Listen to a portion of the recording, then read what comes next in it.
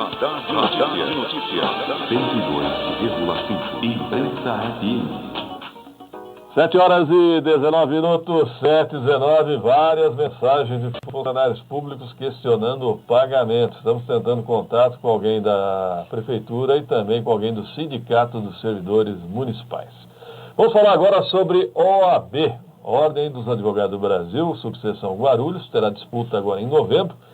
Está conosco aqui no estúdio o doutor Alexandre Domingues. Bom dia, doutor Alexandre. Bom dia, Pedro. Tudo bem? Tudo bem? Bom dia, Samuel. É um prazer recebê-lo aqui. O senhor é um possível candidato à presidência, é isso? Sim, sou pré-candidato pela oposição à presidência da OAB Guarulhos. Eu gostaria de um breve relato seu histórico como advogado em Guarulhos. Eu sou advogado desde 99 aqui em Guarulhos. Eu atuo especificamente na área criminal. Tenho um destaque no júri, faço bastante júri, graças a Deus. E o meu trabalho na OAB já vem desde 2001. Desde 2001 eu participo das comissões de ética, fui instrutor do Tribunal de Ética em São Paulo também, fui presidente de comissão, presidente da Comissão de Direito Criminal e tenho, nos últimos anos, participado mais ativamente da gestão da OAB. Não é? E me despertou já há algum tempo o interesse de concorrer à presidência, porque entendo que a advocacia ela não está ocupando o lugar que deveria ocupar. O senhor participa da atual diretoria? Não, da diretoria não. Eu fui presidente de comissão na primeira gestão do atual presidente. Na segunda gestão, eu sou membro de uma comissão, participo na Comissão de Direito Criminal. O senhor atua no caso Mestre Nakashima, né? Atuei como assistente de acusação. Como assistente de acusação. Além disso, o senhor é professor de Direito também? Sou professor da Faculdade de Direito da FIG-UNIMESP há 15 anos. Leciono Direito Processual Penal. Bom, e qual é a visão que o senhor tem do OAB hoje em Guarulhos? Então, a OAB Guarulhos é um reflexo, na minha ótica, do que tem acontecido com a OAB no Brasil todo. A OAB tem perdido espaço nas grandes questões da comunidade. A OAB não se presta somente a proteger os advogados. A OAB também, e principalmente até, pretende proteger os interesses da sociedade. E nesse quesito, a OAB tem estado muito ausente. Nós não vemos a OAB envolvida em nenhuma questão relevante no nosso país. Desde o âmbito nacional, nós vemos a OAB comprometida com interesses que não são da advocacia. Isso, para mim, me dói bastante, porque eu, como advogado, vejo no papel da OAB uma finalidade muito mais social do que corporativa. É uma instituição cidadã, né? Cidadã. No subconsciente coletivo, a gente vê na OAB aquela entidade que vai defender a população. Né? Exatamente. Você não vê, nos últimos anos, você não tem visto a OAB à frente dos movimentos sociais, num momento de crise como nós temos, né? Nesse momento em que a gente vê a sociedade clamando por justiça, a OAB ela está ausente. A OAB parece omissa. Olha, eu concordo plenamente com o senhor. Sempre gostei da ideia das entidades terem um posicionamento. Também. Mas qual é esse lugar que a OAB deve ocupar, na sua opinião? Em Guarulhos, por exemplo, para ficar mais claro, que posição o senhor defende que a OAB deve ocupar? A posição da OAB tem que ser sempre de independência. A posição da OAB não pode ser atrelada a nenhum interesse que não da própria instituição e da sociedade da qual ela está inserida. Quando a gente vê a OAB subserviente, né, às vezes para um partido X ou um partido Y, isso tira a importância da OAB, isso apaga a nossa instituição. Atrás de um advogado deve ter uma instituição forte. Então, para que o advogado possa pleitear o direito dos cidadãos, ele tem que ter não só advogados bem preparados, como advogados que têm por trás o respaldo da instituição. Então, na briga das prerrogativas, o respeito às prerrogativas dos advogados, isso é um ponto muito importante. Nós temos que ter um projeto, uma meta a atingir na gestão da OAB. A gente vê que fica, na realidade, a gente fica um pouco desorientado onde que a gestão quer chegar. Eu, com o nosso grupo, temos traçado os objetivos de modo a que todas as comissões trabalhem em prol desse objetivo. Porque se a gente trabalhar desordenadamente, apesar de sermos todos voluntários, né, a gente não chega a lugar nenhum. O mandato é curto e as atribulações do dia a dia nos tomam o tempo todo. Então é importante que você tenha um projeto. Então a gente tem traçado esse projeto que visa a independência, que visa a valorização dos advogados, a aproximação dos advogados à OAB e a aproximação da OAB às instituições do nosso município, especialmente. Bom, o senhor, de certa maneira, é oposição ao atual presidente Fábio Souza. Eu acho que ele não é candidato à reeleição. Como é que o senhor avalia o atual presidente Fábio Souza? Eu, particularmente, pessoalmente, gosto muito do Dr. Fábio de Souza. Acho que ele não conseguiu congregar todos em torno de um objetivo. Isso acho que é um pecado dessa gestão. Isso nitidamente se constata pela divisão da situação. Da situação devem sair 2 ou 3 candidatos. Então isso mostra que não há uma união nessa gestão. A diretoria está rachada.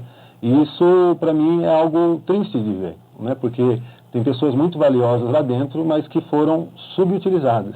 E algumas pessoas muito importantes que trabalharam para a OAB muitos anos foram afastadas desse processo. Então eu quero fazer uma gestão de união da classe. Eu sei que os advogados, eles concorrem entre si, né? Nós concorremos uns com os outros, mas os advogados têm que encontrar um ponto de equilíbrio, um ponto de contato, algo que os torne irmãos que cerrem fileiras em prol de determinadas bandeiras. Isso está faltando para a advocacia, não só a guarulhense, mas a brasileira. Nós temos que ter bandeiras, ou seja, identificar os pontos de convergência entre os advogados para que todos possam trabalhar por um bem maior. Agora, muitos advogados reclamam do valor da anuidade. Qual a opinião do senhor a respeito? Sabe me falar o valor atual, não? O valor atual está na faixa de R$900 para o advogado com inscrição definitiva. Anual. O grande problema não é o valor da anuidade. Lógico que é um problema os candidatos ao Conselho Estadual, né, que quem define a anuidade tem proposto a redução, não é? Mas o que a gente tem que trabalhar é a questão do mercado de trabalho para o advogado, né? A aproximação da OAB com as instituições do nosso município, associações comerciais, industriais, etc., fará com que os empresários de Guarulhos vejam nos advogados de Guarulhos advogados capacitados para os atender. A gente vê um fenômeno aqui em Guarulhos, talvez pela proximidade com São Paulo, que apesar de termos a 8ª, nona economia do país, os advogados de Guarulhos não são tão utilizados pelos empresários de Guarulhos. Eu acho que essa ligação é papel da instituição, é papel da OAB. Não é questão de buscar um destaque pessoal. Não é o presidente somente que tem que ficar conhecido. Ele tem que buscar, através da entidade, fazer parcerias, workshops, realizar seminários, para que haja uma aproximação dessa mão de obra que nós temos qualificada de advogados em Guarulhos com os empresários, com os industriais da nossa cidade especialmente e da nossa região. Guarulhos é a maior cidade aqui do nosso entorno, da nossa região. Temos diversas cidades aqui e temos que absorver parte dessa demanda pelos advogados da nossa região. Já me ouvi muita gente falar que o mercado está saturado. Qual é a quantidade de advogados hoje na OAB registrados? Olha, eu realmente observei nos últimos anos, eu dou aula há 15 anos, né? Que houve realmente um boom, assim, no número de advogados. A minha inscrição é 164, hoje nós estamos em 360, quer dizer, depois de mim já se inscreveram mais de 200 mil advogados no estado de São Paulo. Mas eu não concordo com essa ideia de que está saturado o mercado de trabalho. Eu entendo que a gente precisa ter estratégias de especialização. Hoje a gente está carente de especialistas, de pessoas especializadas em cada uma das áreas do direito. O direito tem aberto novas frentes de trabalho. Agora, por exemplo, nós estamos aí trabalhando com compliance. A nova lei anticorrupção é uma lei que cria um mercado de trabalho para os advogados e um mercado preventivo, não só o contencioso, não só aquele mercado de trabalho de defender ou de entrar com um processo judicial, mas de orientar as nossas empresas, e Guarulhos é um polo importante para isso. A gente tem que orientar nossas empresas, nossos empresários a se adequar à lei anticorrupção, criando programas de compliance. Quem faz isso são advogados. Bem, o senhor recebeu o apoio do ex-presidente Ayrton Trevisan. Como é que o senhor avalia esse apoio?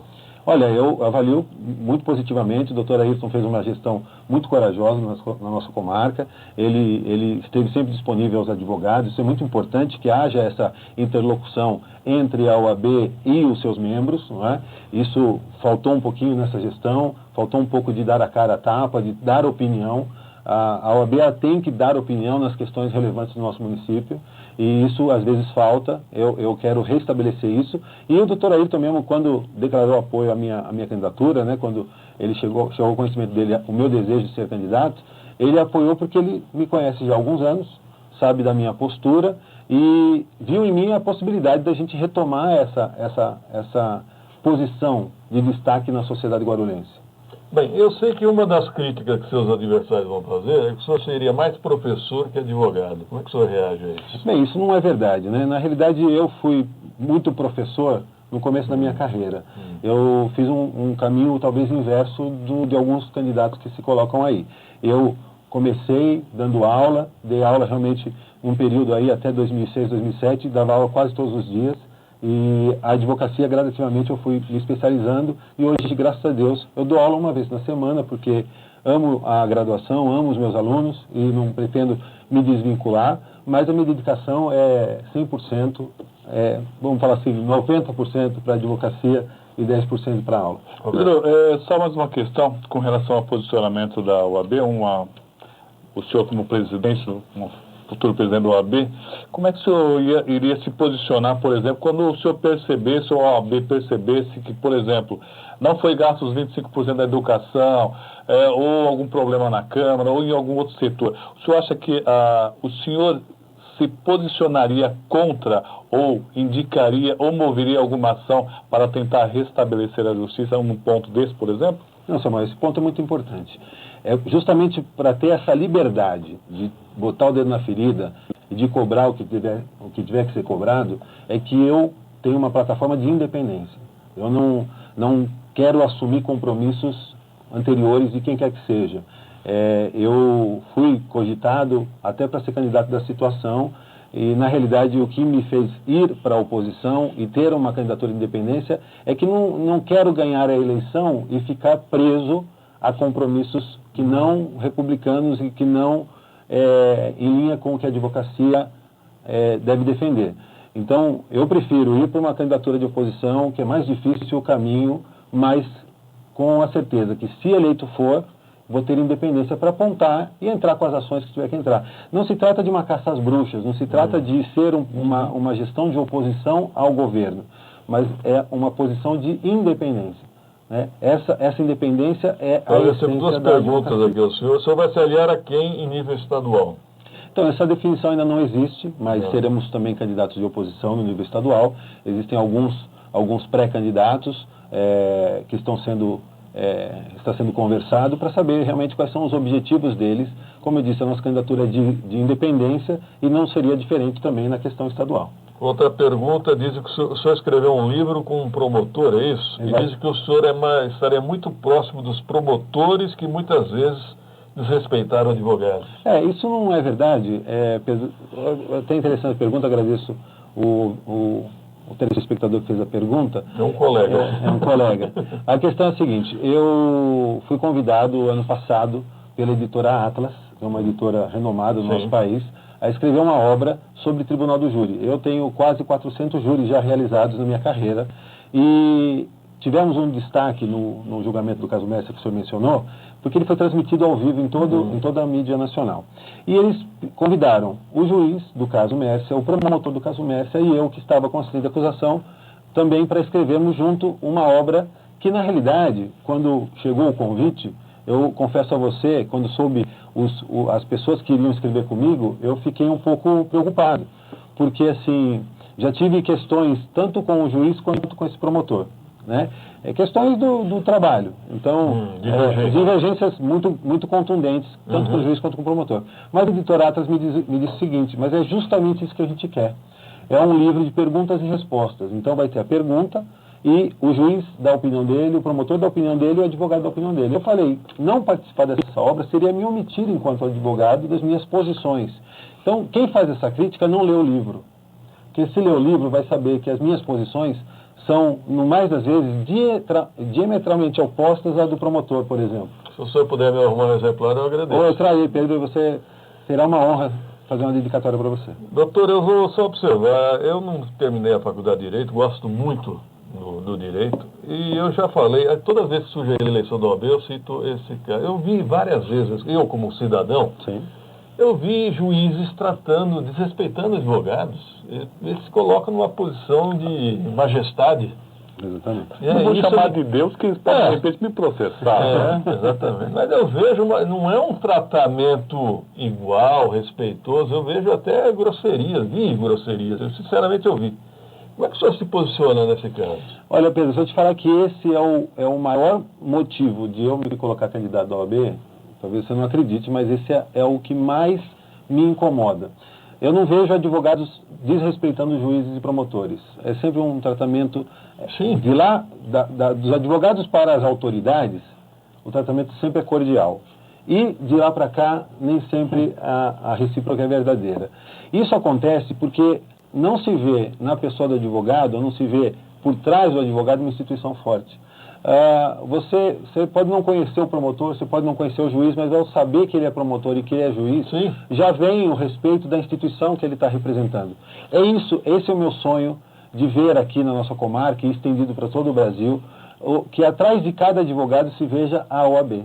Eu estive outro dia conversando com alguns advogados de um sindicato aqui de Guarulhos, e eu disse, vocês são felizes porque vocês se apresentam como advogados do sindicato. E ninguém mexe com vocês ou não trata vocês com desrespeito porque sabem que atrás de vocês é uma instituição forte, que é o sindicato que vocês representam. O meu sonho é que cada advogado individualmente seja visto com a OAB por trás dele. E isso só é possível se houver uma resposta imediata aos desrespeitos. A gente demora muito para tomar providências. As autoridades fazem e se torna contumaz o desrespeito, e a OAB às vezes fica resolvendo a questão intra-corporis, intramuros, quando deve externar. A gente tem que oficiar essa autoridade para que ela preste satisfações, para que ela perceba que aquele advogado não está isolado. E isso só vai ser possível se você resgatar a autoestima do advogado, resgatar essa identidade do advogado com a sua instituição. Eu já ouvi alguns advogados, que também me doeu muito, dizer, eu decido por mim porque a OAB nunca fez nada por mim. Essa visão, ela é uma visão equivocada que a gente precisa corrigir, não é? Eu digo para você, normalmente não tem um problema. Eu vou nas audiências, ainda com o tempo de carreira que eu tenho, eu chego às pessoas, muitos já me conhecem, eu consigo me defender bem. Então, assim, falar, eu tenho problemas desse tipo, eu não tenho. Mas me dou pelos que sofrem esse problema, especialmente os advogados novos.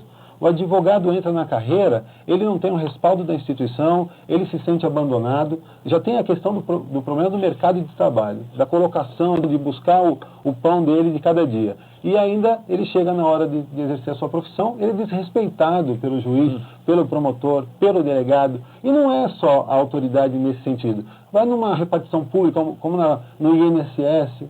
Sim. Ele é desrespeitado, ele tem que ficar lá horas e horas e horas aguardando para ser atendido. Nenhum cidadão deveria passar por isso. Mas um advogado, ele deveria ter caminhos para justamente exercer a sua função. Não é um privilégio do advogado. O direito do advogado, na realidade, em última instância, é direito do cliente dele. Ele está defendendo alguém, né? E isso não se respeita, não se coloca o advogado no patamar que ele merece. Na Constituição do nosso país, estão como funções essenciais da justiça, né? O Ministério Público e a advocacia. Sim.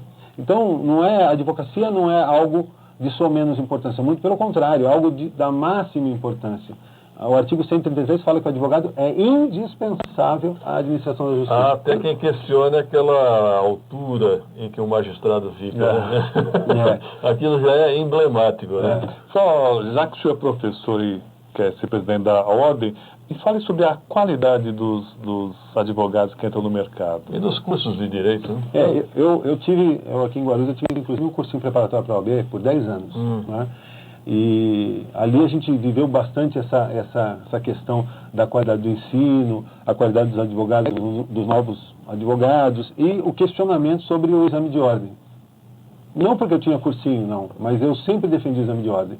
Eu acho que o exame de ordem, apesar de criar uma dificuldade inicial para aquele bacharel de direito, para exercer a sua função, ele é uma defesa para toda a sociedade e ele é um incentivo para o estudo dos advogados. Os advogados, através do exame de ordem, passam por um crivo mínimo E hoje, isso está consolidado no nosso país.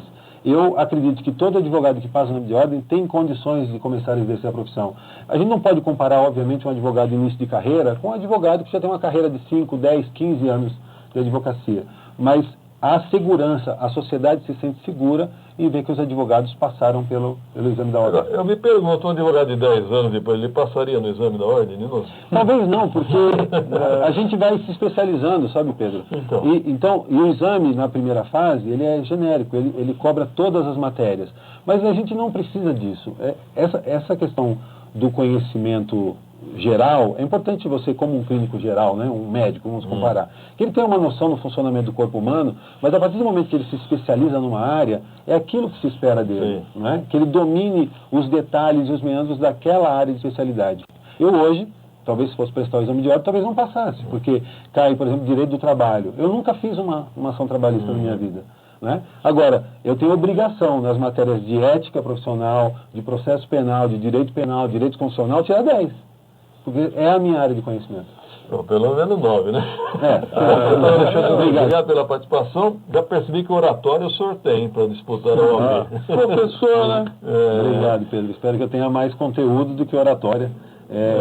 Eu agradeço o espaço, agradeço a oportunidade de começar essa interlocução. A nossa eleição é mais para o final do ano, mas é sempre importante a gente já refletir do que pode ser melhorado para a OAB e para a comunidade no geral. Eu espero que o nível da disputa seja dos melhores. Amanhã o doutor Rogério Mártir deve participar aqui do programa conosco. Meu amigo.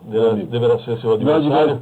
Adversário, né? Provável adversário, mas meu amigo pessoal. E na quinta-feira o doutor Fábio Souza, o atual presidente da OAB, estará presente também. Quantos nomes já foram colocados, Pedro? Por enquanto se fala de 2 a 3 nomes. Dr. Alexandre Domingues, Dr. Rogério Mártir. Não sabemos se o Dr. Fábio Souza é candidato ou se vai lançar outro nome. Por enquanto, 2, então. Tá certo? Obrigado, doutor Alexandre. Eu agradeço. Produção, um rápido intervalo e voltamos.